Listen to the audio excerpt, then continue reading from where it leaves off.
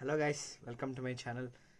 I'm so nice to meet you again guys after 2 or more days because I want to upload regularly, but I do have some exams, so I have to focus on my education. Let us just go into the chapter. Today I'm going to start this entire this year. I mean until the end of my annual exams, I'm going to do 9th chapter syllabus. Then I'll do 10th continuously. So let us go with the forest society and colonialism chapter in history section B. Okay guys, section 2. Now this chapter's idea is basically upon the topic where we had loss in major parts of our forests and where we had most of deforestation in India. Okay guys, so let me tell you, forest society means people, India is a very large country. It has many relief features. It contains forests upon plains, plateaus. We know that. So deforestation here in this lesson, deforestation means cutting down trees indiscriminately. Okay, cutting down trees indiscriminately. In our lower classes we might have learned cutting down trees in a large scale, but according to this lesson, deforestation means cutting down trees indiscriminately in a forest area. Okay guys, now let us know why deforestation. We are talking about deforestation in India mostly. Okay, now deforestation is referred to as the disappearance of forest. Okay guys, so where there is a large amount of forest area, where there is a forest area, if that forest area is disappeared, then it is known as deforestation. Okay, that is deforestation definition. One is indiscriminately, one is disappearance of forest. It is also known as deforestation. Now let us know one more thing. Land to be improved. Okay, now next topic is land to be improved. Let us know what land should be improved. Now we are talking about India at the period of colonialism, when Britishers are at India. Okay guys, so Britishers had some requirements which they wanted to implement in England. So some of their requirements were coffee, tea, rubber plantations for their own uses, because these commodities were having high demand in England and also somewhere places in India, presidencies. And main thing in the world around the time of World War and this colonialism at India was the requirement of railway sleepers. Okay, railway sleepers are the wooden things between the railway tracks. Okay guys, this is a railway track. I'll present a picture here. You can check that out for railway sleepers. Now these railway sleepers had a high demand guys. Okay, they had a high demand in this railway sleepers had high demand in 1850s. Understand, somewhat before period of World War. By the early 19th century, oak forests were disappearing in England. That means mostly deforestation had occurred in England. So now Britishers also wanted to implement some of major forest acts in India too. Let us know what are plantations. Okay, so normally there are different tree species grown in an area. Different trees: mango, apple, teak, oak, timber, many trees, birch. But a plantation is an forest like area where a single type of tree is grown in a huge land. Okay, a single type of tree is grown in a huge land. This is known as a forest area. Okay, now this forest, not a forest area guys, it is known as a plantation where a single type of tree is grown in a large area. Now as we know, Britishers had lost some of major forests in England. They wanted to apply forest and gain wood from our country. So what they did was, now we are talking about rise of commercial forestry in India. Okay, now Brandis, Dietrich Brandis, he's a person who had done for Indian Forest Service. He's the first Indian Forest General officer. Okay, he had set up some services, Indian Forest Services, in 1864, and then he he helped with the formula, and he made the Indian Forest Act in 1865, a year later, after the Indian Forest Service. Now, there was also an FRI, Forest Research Institute, in Dehradun in 1906. It was kept for the study upon forest, and there was a system there for all these implications and the Forest Act. It is known as the scientific forestry. Now, let us know about this scientific forestry. Now, next topic is natural forest lost. Okay, so when the people, this Dietrich Brandis and other Britishers, FRI, Forest Research Institute, set up the Forest Acts, what happened is that they had they wanted to have more wood, right? So what they have done is they started making plantations. Ecologists noticed that this is not scientific at all. This scientific forestry system is not scientific at all, and so did they find scientific forestry, national forests had lost their balance in India.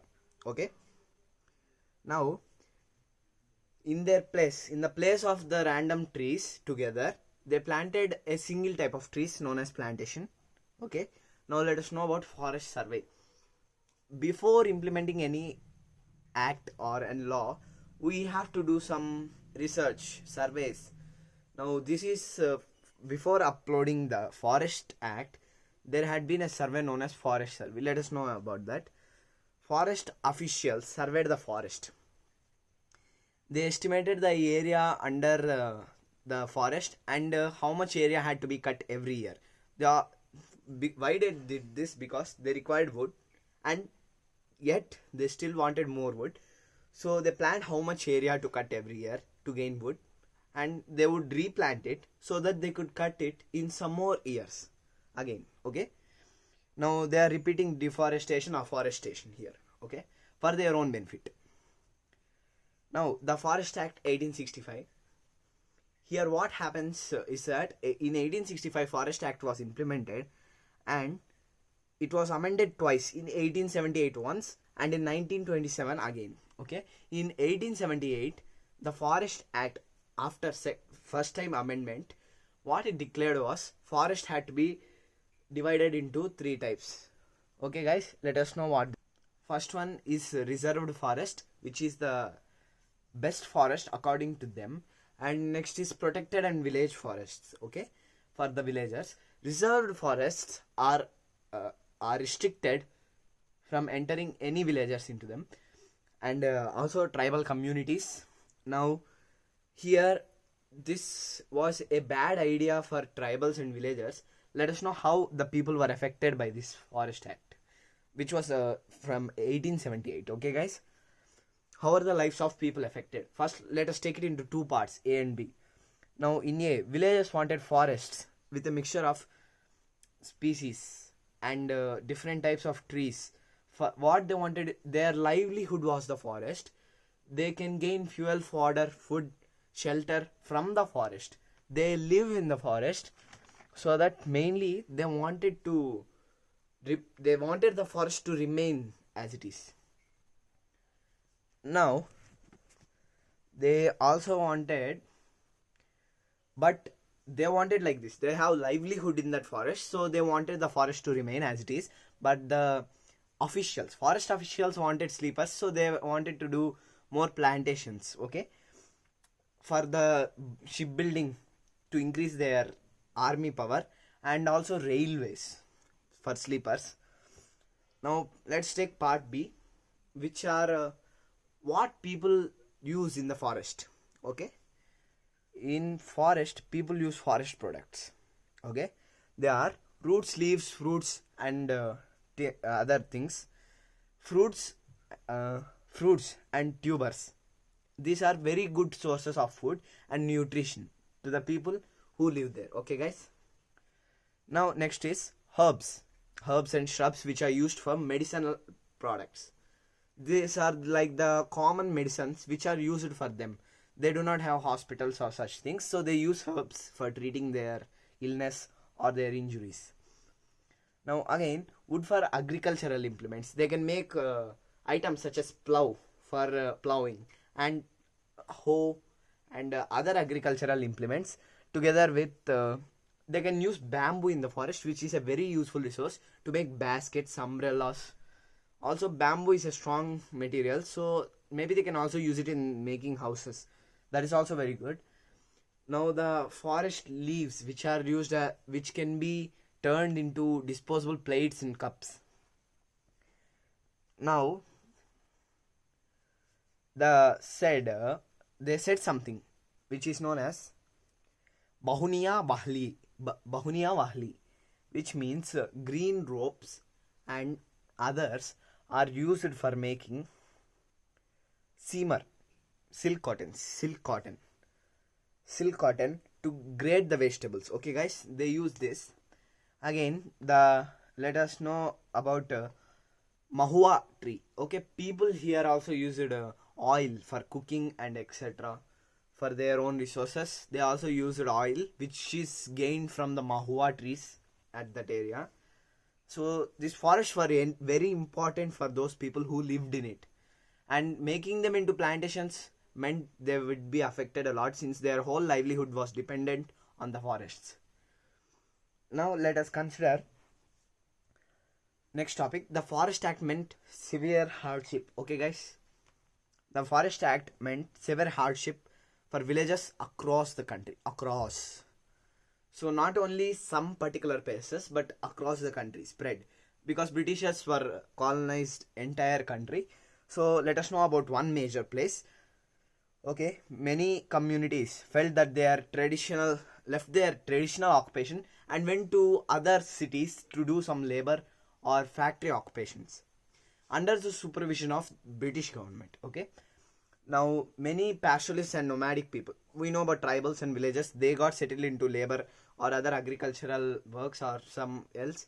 Now pastoralists and nomadic people such as Korava, Karacha, Yerkula from Madras Presidency, they also lost their source of livelihood and their income.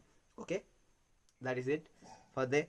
And they were forced to work instead in factories. They would been given no to less labor. They would have given nothing or just some less for their minimum survival. They would have just forced them. Since they have no other option, they have to work under them. Now that were some other bad things which were done by them. And in Assam, both men and women lost their livelihood, and they had also to work, including children. Okay. Now, communities such as Santals and Owarans. Okay.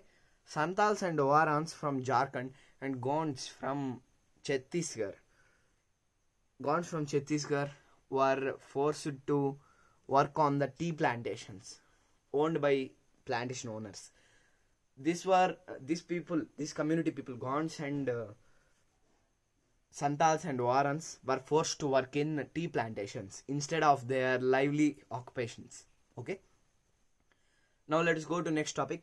Rebellion in the forest. Don't you think if this many forces and this much power was applied on them, and they would have been felt like they were discriminated and tortured, wouldn't they have rebelled? Yes, they would. There were some particular leaders for the rebellions.